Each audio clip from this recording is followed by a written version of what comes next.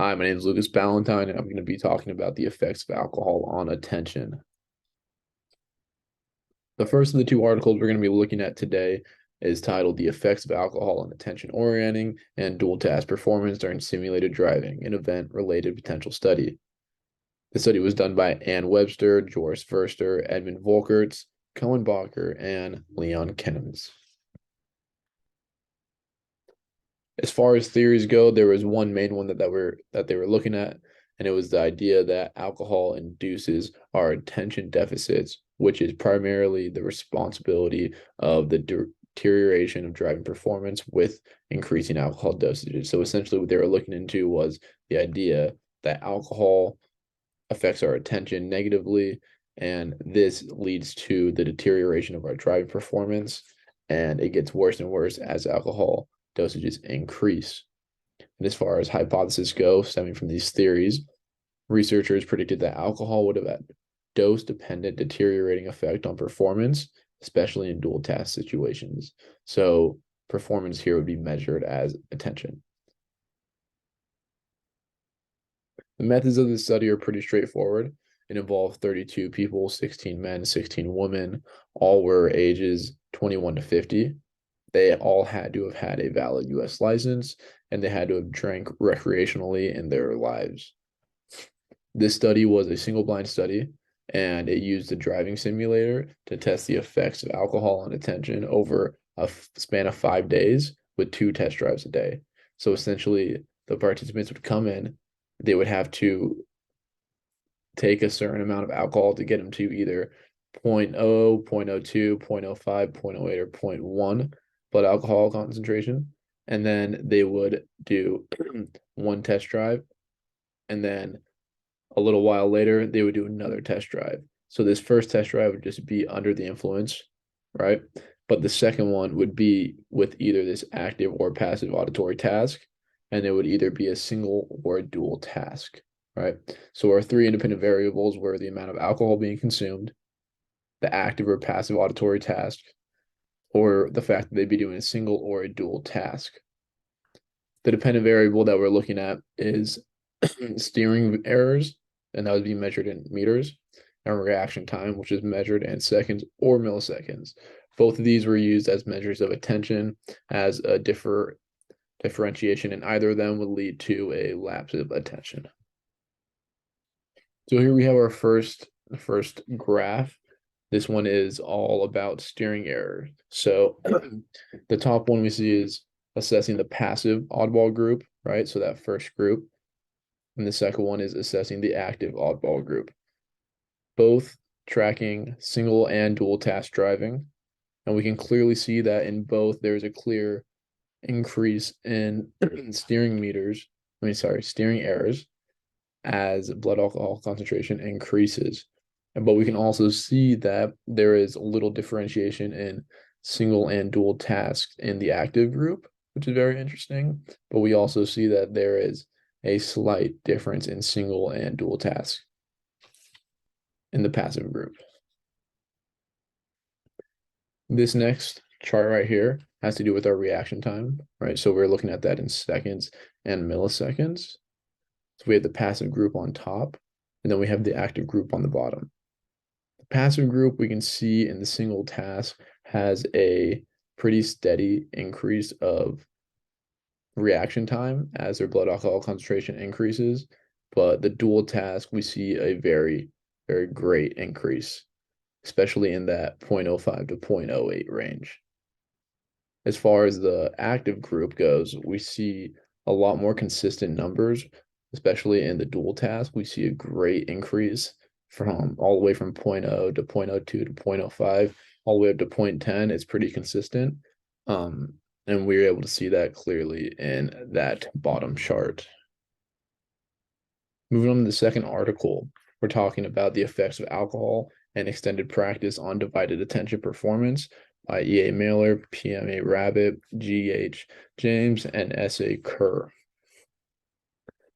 The second article here tests one theory they were looking into, and it was just the idea that under the influence of alcohol, humans can't divide attention well. So essentially, when we drink alcohol, our attention becomes impaired, and so it's harder for us to divide our attention, such as in multitasking. A hypothesis that these researchers were looking into was this. Since alcohol is thought to reduce attentional capacity or cognitive processing resources, those under the influence of alcohol will show a greater decrease in performance on tasks requiring effortful processing than on tasks requiring less effortful and more automatic processing. The methods, right? So this one also very straightforward. We see that there are 24 people, 24 of them being men, all from the University of Manchester out in England. They all were an average age of 20 and a half years old. Don't worry, you're allowed to drink at a very young age in the UK, right? This also was a single blind study, right? So it essentially was testing, sorry, my bad. You're essentially was testing your tracking and detecting abilities, both being used as a form of attention. So you would use a joystick for tracking. You would track a little item across the screen, and you would use a foot pedal to track noises. So whenever that noise would come up, you would press the pedal and it would show that you detected the noise. The independent variables here are the amount of alcohol consumed.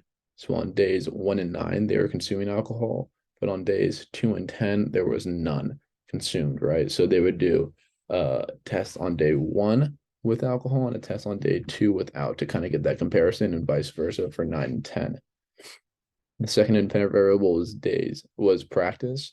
And between days 2 and 9, there was practice being done in these like simulators with the joysticks and the foot pedals. So that was another variable to take into account. And then they also had single or dual tasks. So they'd either be using the joystick or the foot pedal independently, or they'd be using them at the same time, being a dual task.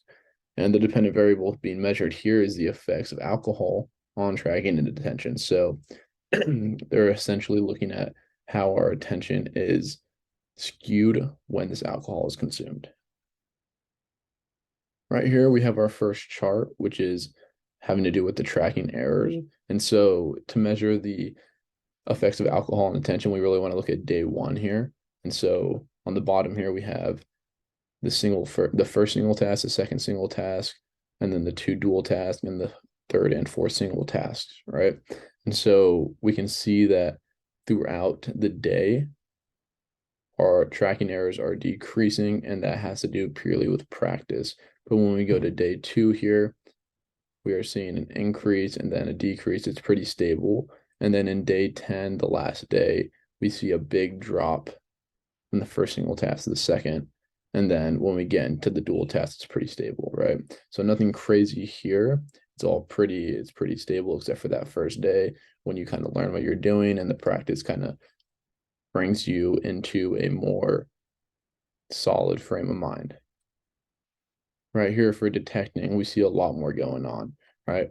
So we see that alcohol is going to have a greater effect on detection as far as your attention goes. We see that on day 1 here, when alcohol is being consumed, we start out here at 300 milliseconds of detection time, and as these tasks go on, we are dramatically increasing, especially in this dual task when we have to do multiple things. We struggle immensely once we have alcohol in us, and it's a pretty similar graph for all 4 days. This chart over here is really showing us that in single and dual tasks, alcohol plays a major role, especially in single compared to the practice that you've had. And that's a huge telltale sign that alcohol is really affecting our detection time and our attention in these single tasks. As far as the author's ideas go, in Article 1, we're clearly able to see that their hypotheses were correct, right? There's a clear increase in attention errors in steering and in reaction time throughout the whole study, and it's very evident to see, especially in those first charts. And then we're also able to see a clear distinction between each level as blood alcohol content increases. So we're able to see that blood alcohol content plays a major role in our attention deficits. In the second article, we see that the authors are able to see a clear increase in attention when it comes to tracking. So their hypothesis is correct in that sense. But when we get to the dual task and the single task for detecting, there's a little bit more of a clear distinction, right?